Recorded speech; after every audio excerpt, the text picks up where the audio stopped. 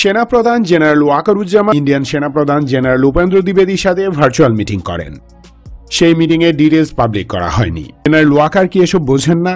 অবশ্যই বোঝেন। তবে তিনি বুঝেও কেন দিল্লির লেজ হয়ে বাতাসে নড়ছেন কারণ তিনি দিল্লিরই পালতু। 5 অগাস্টে তিনি টের পেয়েছিলেন যে হাত পা গুটিয়ে না রাখলে ওনারও পাছা লাল হয়ে যাবে, তাই চুপ ছিলেন আর হাসিনাকে নিরাপদে বাঁচিয়ে দিয়েছেন। যাই হোক, তিনি একের পর এক ইন্ডিয়ান ডিরেকশন বাস্তবায়ন করছেন। এর মাঝে অন্যতম ভয়ঙ্কর একটি পদক্ষেপ হল সদ্যবিগত আর্মি প্রমোশন বোর্ডে দিল্লির প্রেসক্রিপশন বাস্তবায়ন করা। এবং কেন এটি ভয়ঙ্কর তা জানতে হলে ভিডিওটি পুরো দেখতে হবে। বেগম খালেদা জিয়ার সঙ্গে সেনাপ্রধানের সাক্ষাৎ নিয়ে কৌতূহল, এই শিরোনামে প্রথম আলো একটি রিপোর্ট করেছে। দর্শক, আপনারা জানেন বিএনপির কেরা উঠিছে। কেরা মানে কি আমরা জিগান না। ইলিয়াসের একটা ভিডিও আছে, শাওনের কেরা উঠিছে। আমি দেখি না ভিডিওটা, শুধু থাম্বনেল দেখেছি, তাই কেরা মানে আমি জানি না, কিন্তু কেরা কথাটা খুব পছন্দ হয়েছে। বিএনপির কেরাটা বোঝার জন্য আপনাকে মেডিকেল সায়েন্স কই। হ্যাঁ, আসসালামু আলাইকুম প্রিয় দর্শক শ্রোতা। বাংলাদেশের সেনাপ্রধান এবং ভারতের সেনাপ্রধানের ভার্চুয়াল মিটিং হয়েছে। সেই ভার্চুয়াল মিটিং নিয়ে গুরুত্বপূর্ণ তথ্য এই ভিডিওতে আপনারা দেখতে পারবেন। বর্তমানে যে সেনাপ্রধান, সেই সেনাপ্রধান এই গণ অভ্যুত্থানের পেছনে তেনার অনেক ভূমিকা আছে। স্বৈরাচার শেখ হাসিনাকে বিদায় করতে সেনাপ্রধানের ভূমিকা আছে, এটা অস্বীকার করার মতো নয়। কিন্তু শেখ হাসিনা তো দেশ থেকে যেতে চায়নি। সেনাপ্রধান তাকে দেশ থেকে ছাড়তে বাধ্য করেছে, নাকি হাসিনাকে কথা দিয়েছে আপনি এখন যান, পরে আপনাকে আবার ফেরত আনা হবে।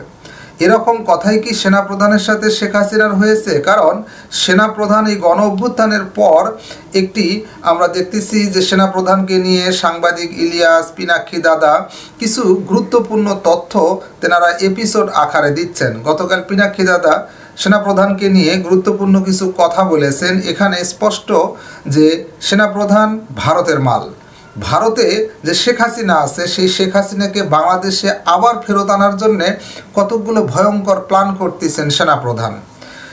এর মধ্যে আবার ভার্চুয়াল মিটিংয়ের কথা উঠে আসলো ভারতের সেনাপ্রধানের সাথে। বর্তমানে পাকিস্তানের সাথে বাংলাদেশের একটি সুসম্পর্ক তৈরি হচ্ছে, কারণ আমরা জানি যে পাকিস্তানের পররাষ্ট্রমন্ত্রী বাংলাদেশে আসতেছেন, আর পাকিস্তান সহযোগিতার হাত বাড়িয়ে দিয়েছে বাংলাদেশে। এইটি কিন্তু ভারতের চক্ষুশূল হয়েছে, ভারত এটি সহ্য করতে পারতেছে না। চলুন ভিডিওতে বিস্তারিত দেখে আসি। আশা করি শেষ পর্যন্ত দেখবেন।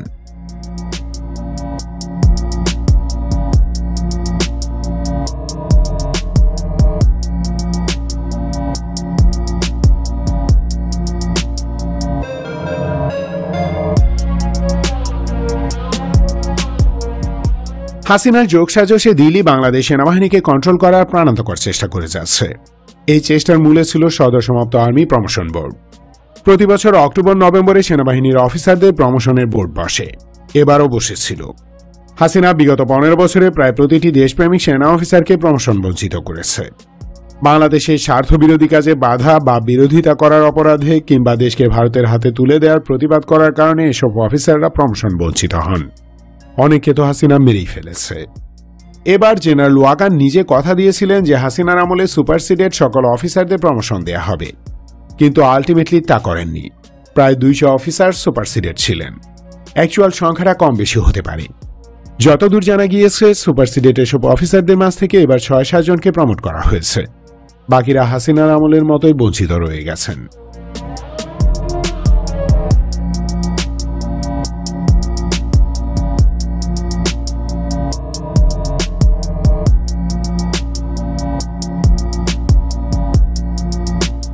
সুপারসিডেড অফিসারদের ডুয়ে প্রমোশন না দেওয়ার পিছনে কারণ খুব স্পষ্ট। এসব অফিসাররা প্রমোশন পায়নি মূলত ডান্ডিয়ার আগ্রাসনের বিরোধিতা করার কারণে।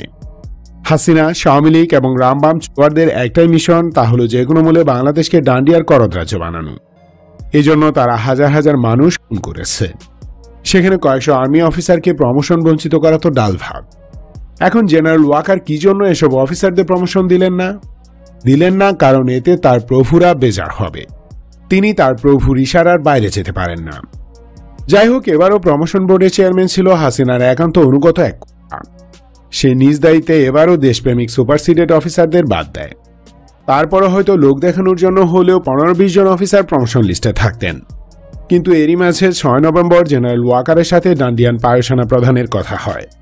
সেই মিটিংয়ের পরই হাসিনার আমলে বঞ্চিত অফিসারদের প্রমোশন এবারও বাতিল করা হয়, অর্থাৎ ডান্ডিয়ার ইশারায় প্রমোশন পর্যন্ত বাতিল করছেন জেনারেল ওয়াকার।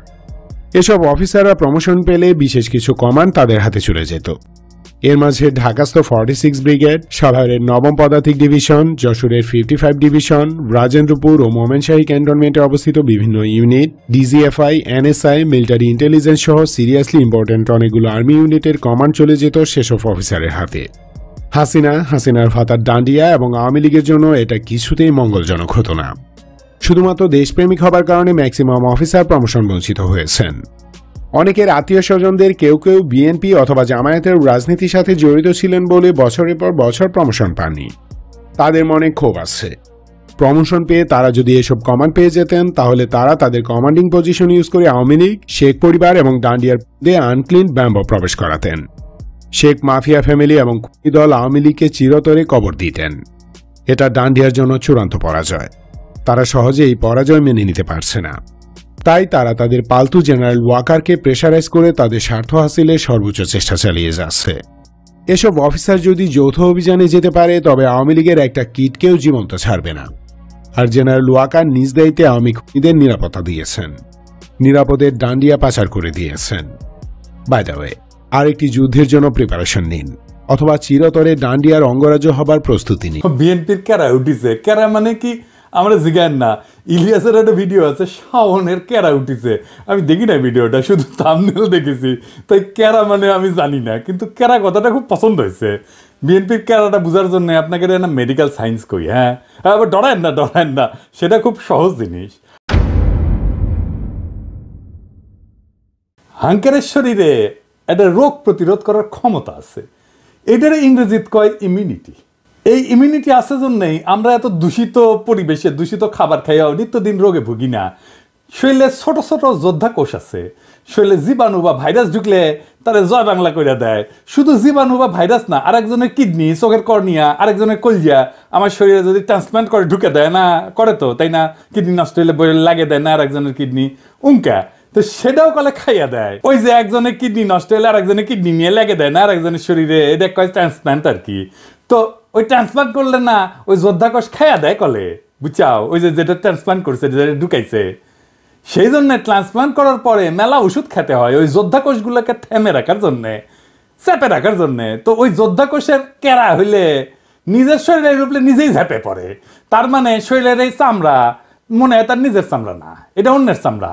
ব্যাস, তাহলে শেষ, শরীরে সোরিয়াসিস হবে। এটা ছবি দেখে দেন, দেখেছেন কি বিচ্ছিরি অবস্থা। এটা করলে কোনো সোয়াসের রোগ না, ওই যে কেরা হয়েছে, বুঝছাও, রিউমাটয়েড আর্থ্রাইটিস, মানে বাতের মতো আর কি। তো এটাও কেরা, হাত হুত বেঁকে বুকে যায়, ব্যথা তো আছেই। ছবি দেখান এডিটর সাহেব। তারপরে টাইপ 1 ডায়াবেটিস। ডায়াবেটিস করলে দুই ধরনের, টাইপ 1 আর টাইপ 2। তো টাইপ 1 মানে যেটা জন্ম থেকে হয়, তো ছোটবেলাতে হয়। এটাও কলে ওই কেরা রোগ, বুঝেছেন। তো এটা ডাক্তারি ভাষায় কয় অটো ইমিউন ডিজিজ। আমি যদি ডাক্তারি বই লিখলামিনি তাহলে এই রোগ রে লিখলামিনি, নিজের নিজেই মারে। এত খারাপ কথা কেঁকে করে লেখা যায়, তাই কেরা রোগ লিখলামিনি। কেরা ইনকা কেরা হয়েছে বিএনপি, ওই নিজের দলের ইতিহাস, ঐতিহ্য, অবদান, এমনকি জিয়া খালেদার সিলসিলার বিরুদ্ধে দাঁড়াইছে। কেমনে দাঁড়াইছে আসেন দেখি। জিয়াউর রহমান বাংলাদেশের রাজনীতিতে কয়েকটা বেসিক মৌলিক কন্ট্রিবিউশন আছে, অবদান আছে। কি কি? 1 নাম্বার, তিনি বাকশালী শাসন থেকে গণতান্ত্রিক ব্যবস্থা উত্তরণ ঘটাইছিলেন। এর ইন্টারেস্টিং ব্যাপার হইতেছে যে বাংলাদেশই পৃথিবীর ইতিহাসে প্রথম এবং একমাত্র দেশ যা মার্শাল ল অধ্যাদেশ দিয়ে গণতন্ত্রের উত্তরণ ঘটেছিল। আমরা এই প্রসঙ্গে পরে আসবো, কারণ বিএনপির কর্মীদের জানা উচিত যে তাদের নেতারা দলের আদর্শ, নীতি, উদ্দেশ্যের সাথে কি বিপুল প্রতারণা কইরা দলটারে ধ্বংস করিচ্ছে। 2 নাম্বার, জিয়াই বাংলাদেশের নাগরিকদের প্রথম পলিটিক্যাল আইডেন্টিটি দিচ্ছেন। পলিটিক্যাল আইডেন্টিটি খুব গুরুত্বপূর্ণ একটা জাতির জন্য, এটা দেশের জন্য, রাজনৈতিক জনগোষ্ঠী হিসেবে গড়ে ওঠার জন্য। আমার জনগণ কোথায় ভারতীয় জনগণের চাইতে আলাদা, আমরা কিভাবে পশ্চিমবঙ্গের বাংলাভাষী বাঙালির চাইতে আলাদা, এইটা 72-এর সংবিধানে ছিল না। এটা জিয়ার খুবই মৌলিক কন্ট্রিবিউশন। 72-এর সংবিধানে আমরা বাঙালি জাতি, বাংলাদেশের সকল নাগরিকের জাতিসত্তা বাঙালি। আমরা কি সবাই বাঙালি? ইন্ডিয়া মুক্তিযুদ্ধের সময় পোস্টার করে দিয়েছিল যে বাংলার হিন্দু, বাংলার বৌদ্ধ, বাংলার খ্রিস্টান, বাংলার মুসলমান, আমরা সবাই বাঙালি না। আমরা সবাই বাঙালি না। বাংলাদেশের স্বীকৃত 50টা নৃগোষ্ঠী আছে, চাকমা, মারমা, সাঁওতাল, গারো, ত্রিপুরা, বম, ম্রো, হাজং, খাসিয়া আছে না? আমাদের এই ছোট দেশে 47টা ভাষা আছে, কি বিপুল বৈচিত্র্য আছে, সবাইকে আপনি বাদ দিয়ে দিবেন? বাঙালি কয়া এই যে ইনক্লুশন সবাই নিয়ে আসা, এটা কে করেছে? জিয়া করেছে, আমাদের বাংলাদেশি জাতি পরিচয় দান কইরা। 3 নাম্বার, বাংলাদেশকে পদানত রাখার ভারতীয় বয়ান মুজিববাদ, যা এই 72-এর সংবিধানের রাষ্ট্রীয় মূলনীতি 4টা: গণতন্ত্র, সমাজতন্ত্র, ধর্মনিরপেক্ষতা, বাঙালি জাতীয়তাবাদকে জয় বাংলা করে দিছিল জিয়াউর রহমান। ধর্মনিরপেক্ষতাকে প্রতিস্থাপন করেছিল পরম করুণাময় আল্লাহর উপর পূর্ণ আস্থা এবং বিশ্বাস দিয়া। সংবিধানে বিসমিল্লাহির রহমানির রহিম যুক্ত করেছিল। আমি এক এক করে দেখাচ্ছি কি কি করেছিল। সংবিধানের প্রস্তাবনার প্রারম্ভে বিসমিল্লাহির রহমানির রহিম তো সংযোজন করেছিলেন। রাষ্ট্র পরিচালনার মূলনীতি হিসেবে 8-এর ক অনুচ্ছেদে লিখেছিলেন, সর্বশক্তিমান আল্লাহর উপরে পূর্ণ আস্থা এবং বিশ্বাসী হইবে যাবতীয় কার্যাবলীর ভিত্তি। 8-এর ক অনুচ্ছেদের আর এক রাষ্ট্রীয় মূলনীতি সমাজতন্ত্রের পরিবর্তে লিখেছিলেন, অর্থনৈতিক এবং সামাজিক ন্যায় বিচার অর্থে সমাজতন্ত্র। 25-এর 2 অনুচ্ছেদে রাষ্ট্র ইসলামী সংহতির ভিত্তিতে মুসলিম দেশগুলোর মধ্যে ভ্রাতৃত্ব সম্পর্ক সংহত সংরক্ষণ এবং জোরদার করিতে সচেষ্ট হইবে, এই মর্মে নতুন অনুচ্ছেদ সংযোজন করেছিলেন। ধর্মভিত্তিক রাজনৈতিক দল গঠনের উপরে সাংবিধানিক বাধা অপসারণ করেছিলেন। একদলীয় বাকশাল ব্যবস্থা বাতিল করেছিলেন এবং সুপ্রিম কোর্টের একটা মৌলিক এখতিয়ার পুনর্বলবৎ করছিলেন। এই সুপ্রিম কোর্টের মৌলিক এখতিয়ার কি, যা জিয়া আবার বলবৎ করেছিলেন? কি সেটা? খুবই গুরুত্বপূর্ণ, আসেন এরা বুঝে দেখি। এটা বুঝতে হইলে বাকশালের 2টা জিনিস ভালো করে বুঝতে হবে। বাংলাদেশ নামের যে রাষ্ট্র 1971 তৈরি হয়েছিল, সেই রাষ্ট্রটাকে কার্যত ধ্বংস করে দেয় বাকশাল। বাকশাল কিভাবে মুক্তিযুদ্ধের মধ্যে দিয়ে গঠিত রাষ্ট্রকে ধ্বংস করেছিল? 2 ভাবে। 1, বাকশাল যে আইনে হয়, সেই 4th সংশোধনী আইন 1975 সংবিধানের অনুচ্ছেদ 11 সংশোধন করে বলা হয়েছিল, ইংরেজিত এটা, ইংরেজিত যেতে কইছে তাই ঠিকই কইছে, তাই না?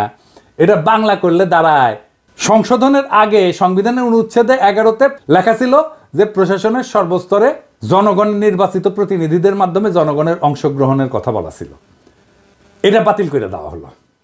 অর্থাৎ রাজনৈতিক নেতৃত্ব বা সোজা বাংলায় শাসক নির্বাচনের ক্ষমতা আর রাষ্ট্রীয় কাজে রাজনৈতিক জনগোষ্ঠী হিসেবে জনগণের অংশ নেওয়ার ক্ষমতাই থাকলো না। এই কাজটাই করেছিল হাসিনা, বিনা ভোট, নৈশ ভোট, দামি ভোট কইরা। এটাই ইন্ডিয়ান প্ল্যান, যে বাংলাদেশের ভূখণ্ড থাকবে, মানুষ থাকবে, কিন্তু নেতা নির্বাচনের ক্ষমতা থাকবে না, যেটা হাসিনা করেছিল। 2 নাম্বার, সংক্ষুব্ধ কোনো নাগরিকের আদালতে যাওয়ার একটা মৌলিক অধিকার ছিল 44 অনুচ্ছেদে। বাকশাল সংশোধনীতে সে খোদ 44 অনুচ্ছেদকে বিলুপ্ত করে দেওয়া হয়। একই সাথে 102 অনুচ্ছেদে সুপ্রিম কোর্টকে দেওয়া অধিকার, অর্থাৎ সংক্ষুব্ধ কোনো নাগরিকের আবেদন শুনতে এবং প্রতিকার দিতে নির্বাহী বিভাগকে আদেশ দেওয়ার আদালতের ক্ষমতাকেও বাতিল করে দেওয়া হয়। মানে রিট আপনি করতেও পারবেন না, আদালত রিট শুনতেও পারবে না, রিট জিনিসটাই বাতিল করে দিছিল। সোজা কথায় 4th সংশোধনী আইন রাষ্ট্রের নাগরিকের সংক্ষুব্ধ হওয়ার মৌলিক অধিকার রদ করে দিছিল। এটা জিয়া পুনরায় বলবৎ করছিলেন। এইটা আদালতের একটা মৌলিক ক্ষমতা, রিট গ্রহণ করার ক্ষমতা, রিট শোনার ক্ষমতা। এই বৈপ্লবিক পরিবর্তনটা সংবিধানে ছিল কিভাবে? 5ম সংশোধনীর মাধ্যমে। এই যে যা যা জিয়া করছিল রাষ্ট্র গঠনের ক্ষেত্রে, তাই 5ম সংশোধনী। শুধু তাই না, জিয়ার শাসনের বৈধতা ছিল 5ম সংশোধনী। সেই 5ম সংশোধনী ছিল আওয়ামী লীগ সিপিবির গলার কাটা। তাই এইটার একটা ব্যবস্থা করেছে কিভাবে? এটা বাদ দিতে পারলেই অবিকৃত বাকশাল ফিরে আসে। এটাই ছিল আওয়ামী লীগ সিপিবির প্রজেক্ট। ইনফ্যাক্ট এটা ইন্ডিয়ান প্রজেক্ট। 5ম সংশোধনী বাদ দিয়া দেয় হাসিনা আদালতের রায়। ওইটা মুন সিনেমা হলের মালিকানার রায়ের মধ্যে সামে 5ম সংশোধনী বাতিল করে দেয় হাসিনা। ফলে জিয়ার শাসন আইনত বাংলাদেশে এখনো অবৈধ। বিএনপি যদি জিয়ার সংবিধান চাইতো মানতাম, ওই জিয়ার সংবিধান থাকলে হাসিনার ফ্যাসিস্ট শাসন চালু করতে পারতো না। জিয়ার সংবিধান হচ্ছে 5ম সংশোধনীর সংবিধান, সেইটা বিএনপি চায় না, চায় 72-এর সংবিধান। নিজের ইতিহাস, নিজের ঐতিহ্যের বিরুদ্ধে দাঁড়াইতেছে বিএনপি। বিএনপির কেরা উঠিছে, তাই নিজে দাঁড়াইতেছে জিয়ার বিরুদ্ধে। এইবার বলেন, এই বিএনপি তৃণমূলের কর্মীরা আপনাদের আবেগের সাথে, জিয়ার রাজনৈতিক উত্তরাধিকারের সাথে আজকের বিএনপি বেইমানি করছে কিনা আপনি বলেন? কার জন্য করছে এটা জিজ্ঞেস করেন আপনাদের নেতাকে। কার সাথে সে জিয়ার রাজনৈতিক ঐতিহ্যের বিরুদ্ধে দাঁড়ায় মুজিববাদী সংবিধান, 72-এর সংবিধান রক্ষার জন্য উঠা পড়া লাগছে? আমারে বলে আমি বিএনপি বিরোধী। হইতেই পারি বিএনপি বিরোধী, কিন্তু বিএনপি তো জিয়া বিরোধী হয়েছে, আমি তো জিয়া বিরোধী না। আসুক বিএনপির নেতারা আমার সাথে বাহাস করতে এই ইস্যুতে, তাদের জবাব দিতে হবে কেন তারা জিয়ার সংবিধানকে ত্যাগ কইরা মুজিববাদী সংবিধান রক্ষায় নামিছে। বিএনপির সাথে আমার শুধু না, আপামর বাংলাদেশের জনগণের বিরোধের জায়গাগুলো শুনে রাখেন, বিএনপি নেতারা শুনে রাখেন, বিএনপি কর্মীরাও শুনে রাখেন। 1 নাম্বার, বিএনপি আওয়ামী লীগকে ভোটে আনতে চায়, আমরা এটা চাই না। 2 নাম্বার, বিএনপি মুজিববাদী সংবিধানকে রক্ষা করতে চায়, আমরা এটা ছুঁড়া ফেলতে চাই। আমরা জিয়ার সংবিধান মাইনা নিতে রাজি আছি, কিন্তু কোনোভাবেই 72-এর মুজিববাদী সংবিধান মানব না। 3 নাম্বার, প্রথম আলো ডেইলি স্টারের পিঠ বাঁচাইতে আগায় আসা যাবে না, বিএনপি আগায় আসছে। প্রথম আলো ডেইলি স্টারের হোগা যারা চাটবে তাদের সাথে কোনো পীড়িত নাই, তাদের সাথে ঐক্য অসম্ভব। 4 নাম্বার, বিএনপিকে ভারত প্রেম ছাড়তে হবে। বিএনপি ভারতের সাথে 2019 সালেও সম্পর্ক করতে গেছিল, পাত্তা দেয়নি ভারত। 15 অক্টোবর 2019-এ বিবিসিতে প্রকাশিত এক রিপোর্টে এভাবেই লেখা হয়েছিল কথাটা, দলটির পক্ষ থেকে গত কয়েক বছর ভারতের সাথে একটা ভালো সম্পর্ক তৈরির চেষ্টা অনেক সময় দৃশ্যমান হয়েছে। বিএনপির সিনিয়র কয়েকজন নেতা গত বছর মানে 2018 সালে ভারত সফরেও গিয়েছিলেন, তাদের সম্পর্ক তৈরির চেষ্টায় ভারত সেভাবে সাড়া দেয়নি। এমনকি বিএনপির একজন অতি গুরুত্বপূর্ণ নেতা প্রকাশ্যেই বলছেন বিএনপির রাজনীতিতে ভুল ছিল, মানে ভারত প্রশ্নের রাজনীতিতে ভুল ছিল। বিএনপির রাজনীতি ভুল ছিল, খালেদা জিয়ার রাজনীতি ভুল ছিল, জিয়ার রাজনীতি ভুল ছিল, এই আস্পর্ধা কোথায় পাইছিল সেই নেতা? আমরা তখনই বিএনপিকে এলাই ভাববো, সহযোদ্ধা ভাববো, যখন এই 4টা প্রশ্নে বিএনপি স্পষ্ট স্ট্যান্ড নেবে। এখানে পলিটিক্যাল স্ট্যান্ড নেওয়াই রাজনীতি, টেম্পো স্ট্যান্ড দখল করা রাজনীতি না। মৌলানা ভাসানী আওয়ামী লীগেরই নেতা ছিল, আওয়ামী লীগ তারা ওন করতে পারে নাই, তাই মৌলানা ভাসানী আওয়ামী বিরোধীদের আদর্শিক নেতা হয়েছে। আপনাদের ভাগ্যেও সেই ঘটনা ঘটতেছে, আপনারাও জিয়ার রাজনীতি ওন করতে পারতেছেন না। আগামীর বাংলাদেশ জিয়ার দেখানো পথে হাঁটবে। জিয়ার 19 দফার প্রথম দফাই হচ্ছে সর্বতভাবে দেশের স্বাধীনতা, অখণ্ডতা এবং সার্বভৌমত্ব রক্ষা করা। সর্বতভাবে মানে সব রকম উপায়ে, রাজনৈতিক, সামরিক, কূটনৈতিক সহ যা যা পদক্ষেপ নেওয়া যায় সবভাবে। এই কারণেই জিয়াউর রহমান বাংলাদেশে আধিপত্যবাদ এবং আগ্রাসন বিরোধী জনগণের নিরঙ্কুশ সমর্থন পাইছিলেন। তিনি আমাদের নেতা হয়ে থাকবেন। আমরা জিয়াকে রিপোজিশন করব পলিটিক্সে। বাংলাদেশের রাজনীতিতে আমরা জিয়ার চিন্তাকে পুনরাবিষ্কার করব, যা আপনারা পারেন নাই। রাজশাহীতে ছাত্র রাজনীতি করার টাইমে আমরা স্টার সিগারেট খেতাম, কম পয়সা, টাকা পয়সা ছিল না, তো তাই তো এক বিএনপি নেতা আমাদের স্টার সিগারেট খাওয়া দেখে তাচ্ছিল্য করে কইছিল যে ওই বিএনপি করে গল্লিক খায়, গল্লিক মানে গল্লিফ আর কি সিগারেট। আপনারা বিএনপি করেন আর নির্বাচনের গল্লিক খান, আমরা জিয়ার রাজনীতি নিয়ে আগায় যাব, দেখেন কার পিছে জনতা আসে। আমি শিওর আপনাদের দলের ত্যাগী এবং তৃণমূলের কর্মীরা দলে দলে আমাদের রাজনীতিকে ঊর্ধ্বে তুলে ধরবে। ওরা জিয়ার রাজনীতি কোনটা সেটা ঠিকই চিনতে পারবে। ওরা গোল্লিক খাইতে আসে নাই, তারা জিয়ার রাজনীতি করতে আসছে। আপনাদের মুজিববাদী সংবিধান প্রেমী আর ভারত প্রেমী রাজনীতির ন্যারেটিভ বয়ান বদলাইতে না চাইলে আসেন খেলবো। বয়ান আর ন্যারেটিভ তৈরির মাঠে খেলা হবে, এই কাজটা আমরা ভালো পারি। আর লাইনে আসলে স্বাগতম। ভারতের আগ্রাসন মুক্ত, আওয়ামী বয়ান মুক্ত আগামীর বাংলাদেশ একসাথে গড়ব। চয়েস আপনার, ইনকিলাব জিন্দাবাদ।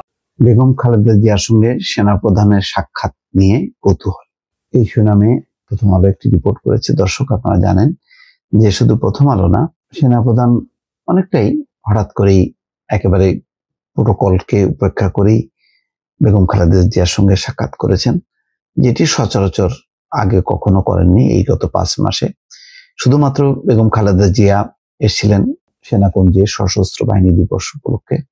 তো সশস্ত্র বাহিনী দিবসের এই রেওয়াজ এটি যে রাজনীতিকরা আসেন, তো সেটা স্বাভাবিক হিসেবে ধরে নেওয়া যায়। কিন্তু তখনই বোঝা যাচ্ছিল যেভাবে প্রোটোকল দিয়ে বেগম খালেদা জিয়াকে সেই সেনাকুঞ্জে আনা হয়েছিল সেটি খুবই নজিরবিহীন এবং নজর কাড়া।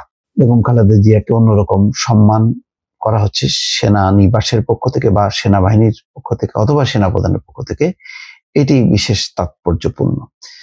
তারপরে হঠাৎ করেই যখন মঙ্গলবার যাবেন বেগম খালেদা জিয়া লন্ডনে চিকিৎসার জন্য, তার আগে সেনাপ্রধান ওয়াকারুজ্জামান সস্ত্রীক দেখা করেছেন, তার সঙ্গে 40 মিনিট ছিলেন। এই 40 মিনিটে কি শুধু স্বাস্থ্য বিষয়ে নিয়ে আলোচনা হয়েছে, নাকি এর মধ্যে রাজনৈতিক কার্যকারণ আছে, রাজনৈতিক কথাবার্তা আছে, কিছু নীতি নির্ধারণী বিষয় আছে? এটি নিয়ে এখন রাজনৈতিক অঙ্গনে ব্যাপক আলোচনা হচ্ছে, গুঞ্জন চলছে। কি আলোচনা হতে পারে? সামনে নির্বাচন, ভারতের সাথে সম্পর্ক, বিএনপি ক্ষমতায় আসলে সেনাবাহিনীর কি হবে, আওয়ামী লীগের ভবিষ্যৎ কি, নানা বিষয় থাকতে পারে, কোনো কিছুই কিন্তু এখন প্রকাশিত না, কিন্তু একটা আলোচনা চলছে। এবং কেন চলছে তার আরেকটি কারণ হচ্ছে যে বেগম খালেদা জিয়া প্রথমে যাবেন লন্ডনে, তারেক রহমানের বাসায় থাকবেন, তারপর সেখানে কিছু চিকিৎসা নিয়ে তারপর তিনি মূল চিকিৎসা করতে যাবেন যুক্তরাষ্ট্রে। তো ফলে এই যে বেগম খালেদা জিয়া প্রথমে যাবেন লন্ডনে, তারেক রহমানের বাসায় থাকবেন, তারপর তার যাত্রা চিকিৎসার, তো এর ফাঁকে কি নিশ্চয়ই আলাপ আলোচনা হবে।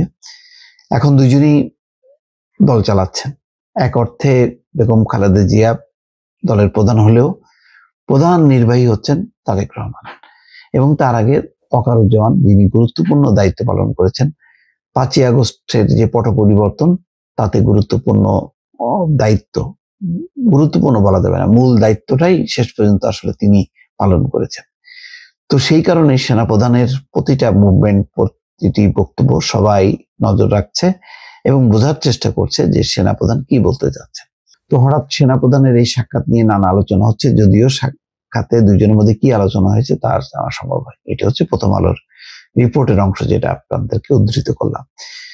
দীর্ঘদিন ধরে অসুস্থ খালেদা জিয়া উন্নত চিকিৎসার জন্য যুক্তরাজ্য যাওয়ার প্রাক্কালে সেনাপ্রধানের এই সাক্ষাৎ নিয়ে রাজনৈতিক মহলে নানা ব্যাখ্যা বিশ্লেষণ হচ্ছে। সবাই বিষয়টি ইতিবাচক ভাবেই দেখছেন। বৃহস্পতিবার রাতে সেনাপ্রধান জেনারেল ওয়াকারুজ্জামান সস্ত্রীক গুলশানে খালেদা জিয়ার বাসভবন ফিরোজায় যান। প্রায় 40 মিনিট সেনাপ্রধান তার বাসায় ছিলেন। সংশ্লিষ্ট দায়িত্বশীল সূত্রে জানা গেছে কিছু সময় তারা একান্তে কথা বলেন। এখানে দেখেন রিপোর্টের একটা ইঙ্গিত কিন্তু পাওয়া যাচ্ছে যে সংশ্লিষ্ট দায়িত্বশীল সূত্র বলছে কিছু সময় তারা একান্তে কথা বলেন। সেনাপ্রধান খালেদা জিয়ার বাসভবনে পৌঁছলে তাকে স্বাগত জানান খালেদা জিয়ার নিরাপত্তা বিষয়ক উপদেষ্টা মেজর জেনারেল ফজলে এলাহি আকবর। খালেদা জিয়ার অন্য একজন ব্যক্তিগত কর্মকর্তা বলেন, ওনারা একান্তে কথা বলেছেন। এ সময় বিএনপির অন্য কোনো নেতা ছিলেন না। অবশ্য বিএনপির নেতারা সেনাপ্রধানের এই সাক্ষাৎকে সৌজন্য হিসেবেই দেখছেন। এই বিষয়ে নাম প্রকাশ না করা শর্তে দলটির স্থায়ী কমিটির একজন সদস্য প্রথম আলোকে বলেন, তিনি চিকিৎসার জন্য দেশের বাইরে যাচ্ছেন, সেজন্য তার স্বাস্থ্যের খোঁজ নিতে সেনাপ্রধান সস্ত্রীক এসেছিলেন। যতটুকু জেনেছি সাক্ষাতে ম্যাডামের স্বাস্থ্য ও চিকিৎসা নিয়েই কথাবার্তা হয়েছে, রাজনীতি বা অন্য কোনো বিষয়ে আলোচনা হয়নি। বিএনপির এই নেতা বলেন, চিকিৎসার জন্য তাদের নেত্রীর বিদেশ যাওয়ার আগে সেনাপ্রধানের এই দেখা করার বিষয়টিকে তারা ইতিবাচক ভাবে দেখেন। তো যতই বিএনপি নেতারা বলুক না কেন, যেখানে কোনো রাজনীতির আলোচনা হয়নি, অন্য কোনো বিষয় নেই, 40 মিনিটের আলোচনায় এটা অবধারিত ভাবে আসবে। বেগম খালেদা জিয়ার দলের প্রধান, সাবেক প্রধানমন্ত্রী এবং আরেক অর্থে বলা যায় তিনি ভাবি প্রধানমন্ত্রী।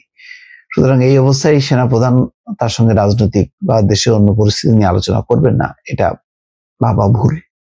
বিএনপির সঙ্গে যুগপৎ আন্দোলনে থাকা গণতন্ত্র মঞ্চের অন্যতম নেতা নাগরিক পক্ষের সভাপতি মাহমুদুর রহমান মান্না বলেন, বেগম খালেদা জিয়া চিকিৎসার জন্য বিদেশে যাওয়ার ব্যাপারে এর আগে প্রস্তুতি নেওয়া হলেও তিনি যাননি। তখন কোনো কোনো পত্রিকায় এমন খবর লেখা হয়েছিল যে দেশের রাজনৈতিক পরিস্থিতির কারণে তিনি যাচ্ছেন না। এমন প্রেক্ষাপট বিবেচনায় নিয়ে হয়তো তার সঙ্গে সেনাপ্রধান দেখা করেছেন, এটা আমার ধারণা। মান্না বলেন, বেগম জিয়ার চিকিৎসার জন্য বিদেশে যাওয়ার আগে এটি একটি সৌজন্য সাক্ষাৎ বলা যায়। দর্শক, শেষ পর্যন্ত হয়তো কি কি আলোচনা হয়েছে পরবর্তীতে বিএনপির যেই বয়ান, কর্মকাণ্ড, বক্তব্য, সেখান থেকে পরিষ্কার হবে যে এই সাক্ষাতের ব্যাকগ্রাউন্ডটা কি ছিল বা এই সাক্ষাতে কোনো রাজনৈতিক বিষয় ছিল কিনা। দর্শক শ্রোতা, এই বিষয়ে আপনার মতামত চাচ্ছি। কমেন্ট বক্সটি আপনার, লিখতে পারেন কমেন্ট বক্সে আপনার মতামত। আজকে এই পর্যন্তই। আল্লাহ হাফেজ।